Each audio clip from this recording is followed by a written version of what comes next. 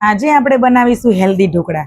એ પણ મગની દાળથી બનાવીશું. અહીંયા સોજી કે બેસનનો ઉપયોગ કર્યા વગર બનાવીશું અને મસ્ત મજાના ટેસ્ટી અને હેલ્ધી બનીને તૈયાર થાય છે. નાનું બાળક પણ ખાઈ શકે ને એવા બનાવવાના છે આજે આપણે અહીંયા ઢોકળાને. તો એકદમ સોફ્ટ, ફૂલેલા ફૂલેલા અને મસ્ત મજાના, જોતા જ ખાવાનું મન થઈ જાય ને એવા સરસ મજાના બને છે.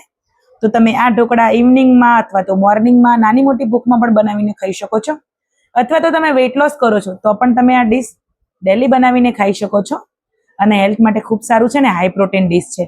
તો એના માટે અહીંયા મેં મિક્સ દાળ લીધી છે. 1/4 કપ 1/4 કપ બધી જ મિક્સ દાળ લીધી છે ને 1/4 કપ મેં અહીંયા ચોખા પણ લીધા છે. તો એને 3 થી 4 કલાક માટે મેં સરસ પલાળીને રાખી દીધી હતી અને હવે સરસ આપણે એને બ્લેન્ડ કરી લેવાની છે. તો અહીંયા આપણે આદુ અને મરચાંનો ઉપયોગ નથી કર્યો. તમારે જો આદુ મરચાંનો ઉપયોગ કરવો હોય તો પણ તમે અહીંયા કરી શકો છો. અહીંયા મેં સ્ટીમર મૂકી દીધું છે ગરમ થવા માટે. તો અહીંયા આપણે જે બેટર પીસીને રાખ્યું છે મિક્સ દાળનું એક બાઉલમાં લઈ લઈશું. ટેસ્ટ પ્રમાણે આપણે મીઠું એડ કરીશું અને થોડીક આપણે હળદર એડ કરીશું. થોડુંક ઉપર આપણે પાણી એડ કરીશું.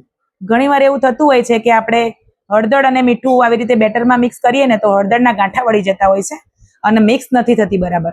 તો જ્યારે પણ આપણે કોઈ પણ બેટર બનાવીએ ને ત્યારે આપણે અંદર મીઠું, હળદર એવું એડ કરતા હોય ને ત્યારે 1 ચમચી જેટલું પાણી એડ કરી દેવાનું, જેથી કરીને ઝડપથી હળદર સરસ મિક્સ થઈ જાય બેટરમાં. અહીંયા 1/4 ટીસ્પૂન આપણે સોડા લેવાનો છે અને સરસ આપણે થોડુંક પાણી એડ કરીને મિક્સ કરવાનું છે. આ ટાઈપનું બેટર બનાવવાનું છે. તો હવે આપણે બેટરને સ્ટીમરમાં લઈ લઈશું. તો સરસ મજાની સ્ટીમ નીકળી રહી છે અહીંયા. તો પ્લેટ મૂકી દઈશું અને હવે ઉપર આપણે બેટર એડ કરીશું. તો આ રીતે ઢોકળા બનાવીને તો ખૂબ જ સરસ બને છે, એકદમ ફૂલેલા અને ટેસ્ટમાં તો બેસ્ટ લાગે છે. ઉપર થોડું આપણે કશ્મીરી રેડ ચીલી એડ કરીશું કલર માટે અને ઢોકળાનો લુક પણ ખૂબ જ સરસ આવે છે ને જોતા ખૂબ સરસ લાગે છે. તો 10 થી 12 મિનિટ થઈ ગઈ છે. તો આપણે ખોલીને ચેક કરીશું. છરી વડે ચેક કરીશું તો જુઓ છરી એકદમ ક્લીન છે, એટલે મીન્સ કે આપણા ઢોકળા કૂક થઈ ગયા છે. તો આપણે નીચે ઉતારી લઈશું ને 5 થી 7 મિનિટ ઠંડા પડવા દઈશું. ત્યાં સુધી આપણે બીજી પ્લેટ પણ મૂકી દઈએ. તો અહીંયા થોડુંક બેટર બચ્યું હતું તો મેં નાની પ્લેટમાં મૂકી દીધું છે. એને પણ આપણે 10 થી 12 મિનિટ કૂક થવા દઈશું. તો સાઈડમાં આપણે અહીંયા બીજા ઢોકળા આપણા ઠંડા થઈ ગયા છે. તો અહીંયા આપણે કટ લગાવી લઈશું. તો આ મિક્સ દાળના ઢોકળા છે, હાઈ પ્રોટીન છે અને ખૂબ જ હેલ્ધી એવા છે. તો બાળકોના લંચ બોક્સમાં પણ તમે બનાવીને આપી શકો છો. જો તમારા બાળકો દાળ અવોઇડ કરતા હોય, દાળ ના ખાતા હોય તો આ રીતે તમે ઢોકળા ફોર્મમાં બનાવીને આપશો ને તો ચોક્કસથી ખાશે.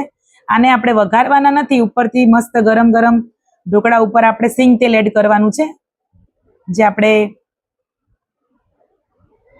ખૂબ જ ટેસ્ટમાં બેસ્ટ લાગે છે. તો જુઓ અહીંયા તમને એક ઢોકળું હું કટ કરીને બતાવીશ. તો જુઓ કેટલા સરસ મજાના ખમણ જેવા ઢોકળા બનીને તૈયાર થયા છે. જુઓ ગરમ ગરમ વરાળ નીકળી રહી છે અને એમાં આ ચોમાસામાં આવા ઇન્સ્ટન્ટ ઢોકળા મળી જાય ને તો બીજું શું જોઈએ. મળીશું નેક્સ્ટ વિડીયોમાં. જય શ્રી કૃષ્ણ બધાને.